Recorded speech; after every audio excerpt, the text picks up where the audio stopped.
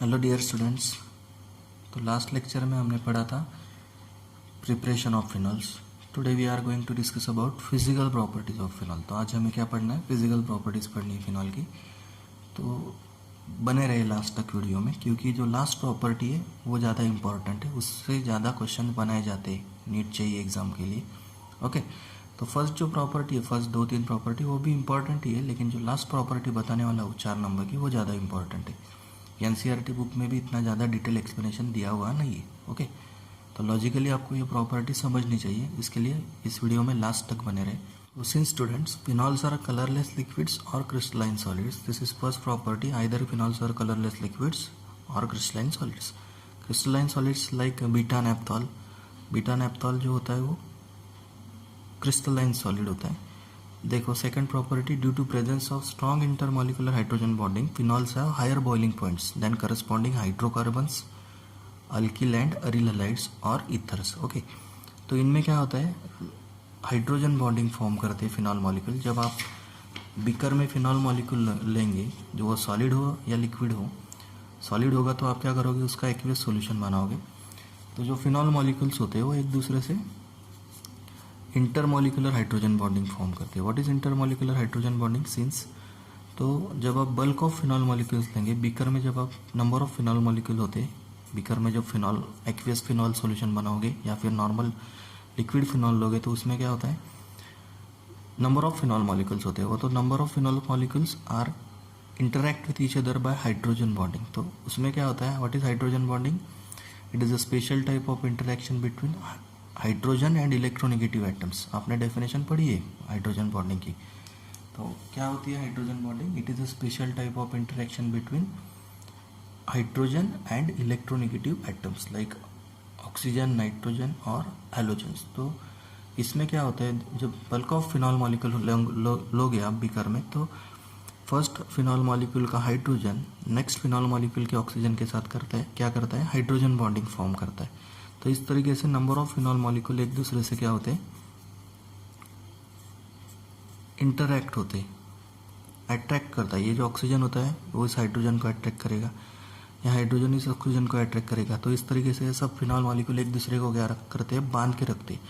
उसकी वजह से उसको बॉईल करने के लिए ज़्यादा टेम्परेचर अप्लाई करना पड़ता है। इसकी वजह से फिनॉल का जो बॉइलिंग पॉइंट होता है वो करस्पॉन्डिंग हाइड्रोकार्बन से या फिर अरिल हैलाइड से क्या होता है, ज़्यादा होता है। अरिल हैलाइड क्यों ले रहे हैं हम, अल्किल हैलाइड क्यों नहीं बोल रहे यहाँ पे?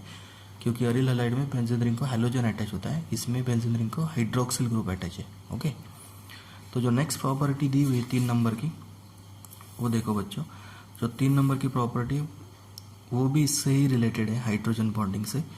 Due to their ability of phenol to form hydrogen bonds with water, phenols are water soluble. तो ये जो फिनॉल होते हैं वाटर सोल्यूबल होते हैं। वाटर के साथ क्यों सोल्यूबल होते हैं वो? क्योंकि उनकी टेंडेंसी क्या होती है, वो वाटर के साथ भी हाइड्रोजन बॉन्डिंग फॉर्म करते हैं। मतलब कैसे, देखो वाटर के साथ वो हाइड्रोजन बॉन्डिंग कैसे फॉर्म करेंगे, तो फिनॉल का जो हाइड्रोजन है वो वाटर मॉलिक्यूल के ऑक्सीजन को अट्रैक्ट करता है, और ये जो हाइड्रोजन होंगे वाटर के, वो क्या करेंगे, फिनॉल का जो ऑक्सीजन होगा नेक्स्ट फिनॉल मॉलिक्यूल का, उसकी तरफ अट्रैक्ट होंगे। इस तरीके से क्या होता है, वो एक दूसरे से सब बंधे हुए रहते हैं। इसकी वजह से due to this hydrogen bonding phenol molecules are soluble in water. Okay, water soluble क्यों होते हैं फिनॉल? क्योंकि वो वाटर के साथ भी क्या करते हैं, हाइड्रोजन बॉन्ड्स फॉर्म करते हैं। इसकी वजह से फिनॉल्स आर वाटर सोल्यूबल। और जो लास्ट प्रॉपर्टी अभी देखनी है वो सबसे ज़्यादा इंपॉर्टेंट है, उस पर बहुत ज़्यादा क्वेश्चंस तैयार किए जाते हैं नीट सीईटी के लिए या फिर JEE के लिए, कॉम्पिटिटिव एग्जाम के लिए, उस पर ज़्यादा क्वेश्चंस तैयार किए जाते हैं। इसके लिए ये जो प्रॉपर्टी ये काफ़ी इंपॉर्टेंट है। देखो तो ये प्रॉपर्टी क्या है, phenols are stronger acids than alcohol. Phenol जो होते हैं वो क्या होते हैं, अल्कोहल से स्ट्रॉन्गर एसिडिक होते हैं। तो किस वजह से होता है ऐसा, देखो बच्चों, तो जो फिनॉल होते हैं, फिनॉल में आपका OH ग्रुप जो होता है वो डबली बॉन्डेड कार्बन को अटैच होता है, बेंजीन रिंग को अटैच होता है। मतलब क्या है, बेंजीन रिंग के सभी कार्बन आइटम का हाइब्रिडाइजेशन आप लोगों को पता है क्या है, sp2 हाइब्रिडाइजेशन होता है। बेंजीन रिंग का जो कार्बन है जिसको आप OH ग्रुप अटैच करते हो, उस कार्बन का हाइब्रिडाइजेशन क्या होता है, sp2 हाइब्रिडाइजेशन होता है। और अल्कोहल जो होता है, सपोज मैं एग्जांपल लेता हूँ मिथिल अल्कोहल।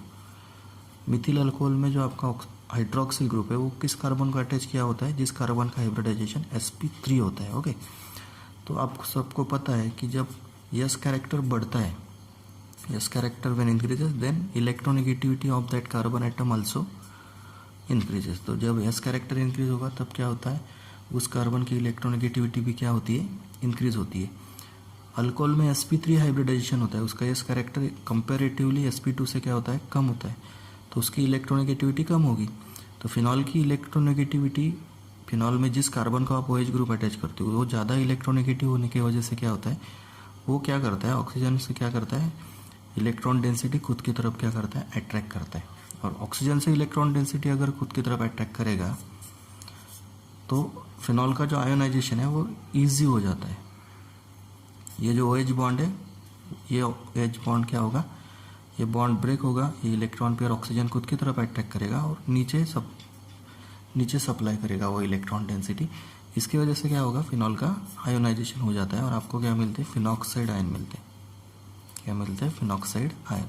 और प्रोटॉन इजीली क्या हो जाता है, बाहर निकल जाता है। तो कोई सब्सटेंस जब प्रोटॉन डोनेट करता है तो उसको हम क्या बोलते हैं, एसिड बोलते हैं।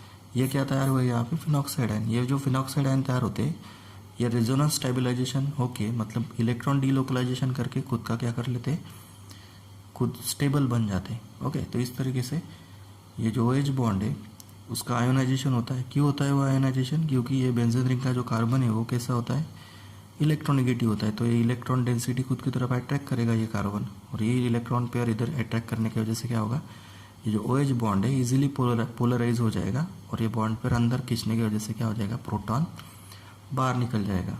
इस तरीके से अल्कोहल में आप अगर आप देखोगे तो अल्कोहल में इस तरीके से कोई इलेक्ट्रॉन विड्रॉइंग ग्रुप नहीं होता। तो इसकी वजह से अल्कोहल्स आर न्यूट्रल और they are less acidic than phenols. Okay, तो अभी इससे रिलेटेड काफ़ी पॉइंट है बाकी अभी हमने, तो देखो यहाँ पे मैंने वही लिखा है जो मैंने बताया अभी। Phenols are stronger acids than alcohols. Phenol जो होते हैं वो अल्कोहल से क्या होते हैं, स्ट्रॉन्गर एसिडिक होते हैं। Because in phenols OH group is attach to sp2 hybridize carbon atom which is more electronegative than sp3 hybridize carbon atom in alcohols. तो अल्कोहल में sp3 हाइब्रिडाइज कार्बन को आपने OH ग्रुप अटैच किया होता है, वो जो कार्बन एटम होता है वो लेस इलेक्ट्रोनेगेटिव होता है। लेकिन जो sp2 हाइब्रिडाइज कार्बन होता है वो ज़्यादा एसिडिक, ज़्यादा इलेक्ट्रोनेगेटिव होने की वजह से क्या होगा, वो फिनॉल का आयोनाइजेशन फेवर करेगा और प्रोटॉन इजीली फिनॉल क्या करेगा, दे सकेगा। इसकी वजह से वो ज़्यादा एसिडिक करता है फिनॉल को। Okay, due to the presence of more electronegative carbon atom in phenol, electron density on oxygen atom decreases which makes OH bond more polar, results in increase in ionization of phenol than that of alcohols. Okay, तो alcohol में ऐसा कोई electron withdrawing group नहीं होता। जो carbon होता है जिसको आप हाइड्रोक्सिल ग्रुप अटैच करते हो वो sp3 हाइब्रिडाइज होता है एंड उसकी इलेक्ट्रोनेगेटिविटी कंपैरेटिवली क्या होती है, sp2 हाइब्रिडाइज कार्बन से कम होती है। उसकी वजह से वहाँ पे आयोनाइजेशन नहीं होगा अल्कोहल का और वो प्रोटॉन इजीली डोनेट नहीं करेगा। ओके, तो नेक्स्ट देखिए ये जो आयोनाइजेशन होता है फिनॉल का वो किस तरीके से होता है। देखो, फिनॉल में OH ग्रुप बेंजीन रिंग का अटैच है। ऑक्सीजन की तरफ से इलेक्ट्रॉन डेंसिटी का क्या की जाएगी, नीचे खींची जाएगी। ये जो कार्बन है वो इलेक्ट्रोनेगेटिव होने की वजह से क्या करेगा, इलेक्ट्रॉन डेंसिटी नीचे खींचेगा। ये इलेक्ट्रॉन डेंसिटी नीचे एब्स्ट्रैक्ट करने की वजह से क्या होगा, ये बॉन्ड भी क्या हो जाएगा, इसमें पोलरिटी आएगी, ये पोलर बन जाएगा। तो ये बॉन्ड फिर ये इधर देगा ऑक्सीजन को, because we know that oxygen is electronegative. Okay, oxygen की टेंडेंसी क्या है, इलेक्ट्रॉन पेयर अट्रैक्ट करने की। जब ये नीचे को उसे देना पड़ रहा है इलेक्ट्रॉन बेंजीन रिंग को, तो वो क्या करेगा, hydrogen oxygen hydrogen bond pair की जो इलेक्ट्रॉन पेयर है उसको खुद की तरफ अट्रैक्ट करेगा और उसको खुद की तरफ अट्रैक्ट करने की वजह से क्या हो जाएगा, प्रोटॉन बाहर निकल जाएगा।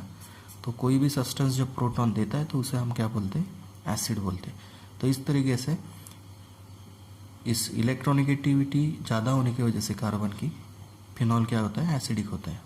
ओके, देखो, तो ये जो फिनॉक्साइड आयन फॉर्म हुए ऊपर, ये फिनॉक्साइड आयन, इनका स्टेबलाइजेशन कैसे होगा फिर। ये फिनॉक्साइड आयन क्या करते हैं, खुद का स्टेबलाइजेशन करने के लिए इलेक्ट्रॉन डीलोकलाइजेशन करते हैं और खुद स्टेबलाइज हो जाते हैं।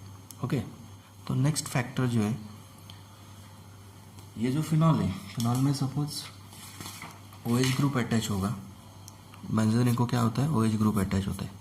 और अभी हमने ये पढ़ा कि क्यों फिनॉल एसिडिक होते हैं। तो हमने अभी ये पढ़ा हुआ है क्योंकि ये जो कार्बन आइटम है जिसको आप OH ग्रुप अटैच करते हैं उसका हाइब्रिडाइजेशन sp2 होता है। S कैरेक्टर ज़्यादा होने की वजह से वो कार्बन ज़्यादा इलेक्ट्रोनेगेटिव होगा तो वो ऑक्सीजन से बॉन्ड पर नीचे खींचेगा और उसकी वजह से क्या होगा, ये जो बॉन्ड है OH बॉन्ड ये आयोनाइज होता है इजीली और इसकी वजह से phenols are more acidic than alcohols. अगर बच्चों देखो यहाँ पे, अगर हमने बेंजीन रिंग को इलेक्ट्रॉन विड्रॉइंग ग्रुप अटैच किया, सपोज यहाँ पे हमने बेंजीन रिंग को क्या किया, इलेक्ट्रॉन विड्रॉइंग ग्रुप अटैच किया, तो ये इलेक्ट्रॉन विड्रॉइंग ग्रुप क्या करेगा, बेंजीन रिंग से इलेक्ट्रॉन डेंसिटी क्या करेगा, नीचे खींचेगा। ये बेंजीन रिंग से इलेक्ट्रॉन डेंसिटी खुद की तरफ अट्रैक्ट करेगा और उसका इफेक्ट क्या होगा कि ऊपर से ये जो बॉन्ड पेयर है, सॉरी लोन पेयर इलेक्ट्रॉन्स है ऑक्सीजन के, वो ज़्यादा पावरफुली बेंजीन रिंग क्या करेगी, ऊपर से नीचे खींचेगी और इसका आयोनाइजेशन ज़्यादा फास्टली होगा। तो जब इलेक्ट्रॉन विड्रॉइंग ग्रुप आप बेंजीन रिंग को अटैच करते हो तो OH ग्रुप का आयोनाइजेशन क्या होता है, फास्टली होता है। That's why when electron withdrawing group attach to benzene ring in phenol then this phenol become more acidic than normal phenol. तो नॉर्मल फिनॉल से क्या होता है, इस टाइप का जो फिनॉल होगा जिसमें आपने नाइट्रो ग्रुप सब्सटीट्यूट किया है उसका आयोनाइजेशन क्या हो जाता है, बढ़ जाता है और वो ज़्यादा एसिडिटी दिखाता है। ओके, और सपोज अगर हमने ये किया, फिनॉल में इलेक्ट्रॉन डोनेटिंग ग्रुप अटैच किया, फिनॉल में हमने क्या किया, इलेक्ट्रॉन डोनेटिंग ग्रुप अटैच किया लाइक मिथाइल ग्रुप और NH2 ग्रुप। ओके, अगर हम जो सेकंड सब्सटीट्यूएंट है फिनॉल में वो अगर इलेक्ट्रॉन डोनेटिंग ग्रुप अटैच करते तो वो क्या करेगा, ये मिथाइल ग्रुप बेंजीन रिंग को इलेक्ट्रॉन सप्लाई करेगा। ओके, तो बेंजीन रिंग को क्या ऑक्सीजन से लेने की ज़रूरत पड़ेगी, नहीं पड़ेगी। तो उसकी वजह से क्या होता है, फिनॉल अगर ये इलेक्ट्रॉन नीचे नहीं लेगा तो इस बॉन्ड का आयोनाइजेशन नहीं हो सकता, इसकी वजह से उसकी एसिडिटी क्या हो जाती है, डिक्रीज होती है। तो आपको एक ही बताना है, जब electron withdrawing group benzene ring को अटैच होगा तो ये बेंजीन रिंग से इलेक्ट्रॉन डेंसिटी खींचेगा नीचे और वो बेंजीन रिंग से इलेक्ट्रॉन अगर लेगा तो इसका आयोनाइजेशन क्या होगा, ईजी हो जाएगा। तो उसकी वजह से एसिडिटी बढ़ती है। जब आप बेंजीन को इलेक्ट्रॉन विड्रॉइंग ग्रुप अटैच करोगे तो बेंजीन रिंग की एसिडिटी बढ़ती है, सॉरी फिनॉल की एसिडिटी बढ़ती है। और अगर आप फिनॉल में इलेक्ट्रॉन डोनेटिंग ग्रुप सब्सटीट्यूट करते हो तो उसकी जो एसिडिटी है वो क्या होती है, डिक्रीज होती है, क्योंकि फिनॉल से OH ग्रुप से इलेक्ट्रॉन लेने का सवाल ही नहीं उठता अगर दूसरा इलेक्ट्रॉन देने वाला ग्रुप आप अटैच करते हो तो।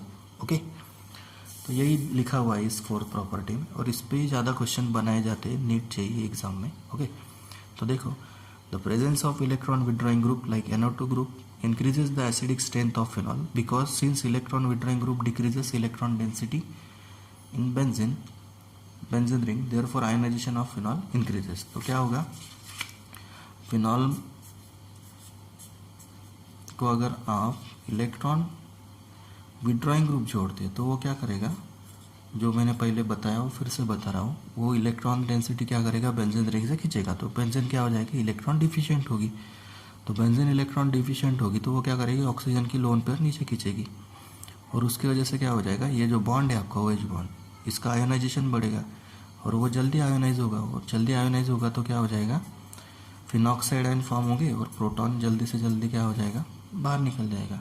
तो इस तरीके से due to presence of this electron withdrawing group acidity of phenol increases and vice versa due to presence of electron donating group, जैसे कि हमने मिथाइल ग्रुप का देखा होगा, अगर इलेक्ट्रॉन डोनेटिंग ग्रुप आप यहाँ पे अटैच करते हो फिनॉल में तो उसकी एसिडिटी क्या हो जाती है, कम हो जाती है। ओके, इसका आयोनाइजेशन कम हो जाएगा तो ऑटोमेटिकली उसके प्रोटॉन बाहर देने की टेंडेंसी खत्म हो जाएगी और उसकी एसिडिटी क्या हो जाएगी, डिक्रीज हो जाएगी। ओके, तो यही सब यहाँ पे बताया हुआ मैंने। The presence of electron withdrawing group like NO2 group increases the acidic strength of phenols because since electron withdrawing group decreases electron density in benzene ring, therefore ionization of phenol increases, that is acidic strength increases, while the electron donating group decreases the acidic strength of phenol। जो electron donating group आप attach करते हो, जैसे कि मैंने आपको बताया अभी मिथाइल ग्रुप अगर आप सब्स्टिट्यूट करते हो फिनॉल में ऑर्थो पैरा पोजीशन पे तो वो क्या करेगा, बेंजीन रिंग को इलेक्ट्रॉन सप्लाई करेगा। तो फिनॉल हाइड्रोक्सिल ग्रुप से इलेक्ट्रॉन डेंसिटी लेने की ज़रूरत नहीं रहेगी और अगर हाइड्रोक्सिल ग्रुप से इलेक्ट्रॉन पेयर नहीं नीचे आएगी, लोन पेयर नहीं आएगी नीचे ऑक्सीजन की, तो फिर OH बॉन्ड का आयोनाइजेशन नहीं होगा और प्रोटॉन बाहर नहीं निकल पाएगा। इसी तरीके से उसकी एसिडिटी क्या हो जाएगी, कम हो जाएगी इसकी वजह से। ओके, तो अभी मैंने एक ऑर्डर लिखी है यहाँ पे, देखो बच्चों, ये लिखा है यहाँ पे 4 मिथाइल फिनॉल नॉर्मल फिनॉल और 4 नाइट्रोफिनॉल। तो इसमें क्या है, इलेक्ट्रॉन डोनेटिंग ग्रुप अटैच है फिनॉल में पैरा पोजीशन पे, तो ये इलेक्ट्रॉन देगा बेंजीन रिंग को, तो इसका आयोनाइजेशन होगा क्या फिर OH का, इसका आयोनाइजेशन नहीं होगा, OH बॉन्ड ब्रेक नहीं होगा क्योंकि इलेक्ट्रॉन देने वाला ग्रुप तो नीचे बैठा है। ओके, नॉर्मल फिनॉल उससे ज़्यादा एसिडिक होगा और इलेक्ट्रॉन विड्रॉइंग ग्रुप अटैच होगा, दैट इज़ 4 नाइट्रोफिनॉल अगर लोगे आप तो ये नाइट्रो ग्रुप नीचे इलेक्ट्रॉन डेंसिटी खींचेगा, उसकी वजह से क्या होगा, ये जो OH ग्रुप है इसका आयोनाइजेशन स्पीड बढ़ जाएगा और एसिडिटी क्या हो जाएगी, इंक्रीज हो जाएगी। ओके, तो इन तीनों एग्जाम्पल में सबसे ज़्यादा एसिडिक कौन है, 4 nitrophenol, then normal phenol and then 4 methyl phenol. Okay okay बच्चों, तो जो नेक्स्ट लेक्चर है उसमें हम ईथर स्टार्ट करने जा रहे हैं, preparation of ethers and then physical properties of ether. ये होने के बाद प्रिपरेशन का पार्ट खत्म हो जाएगा और हम केमिकल प्रॉपर्टीज़ पढ़ेंगे फिर। Okay, thank you.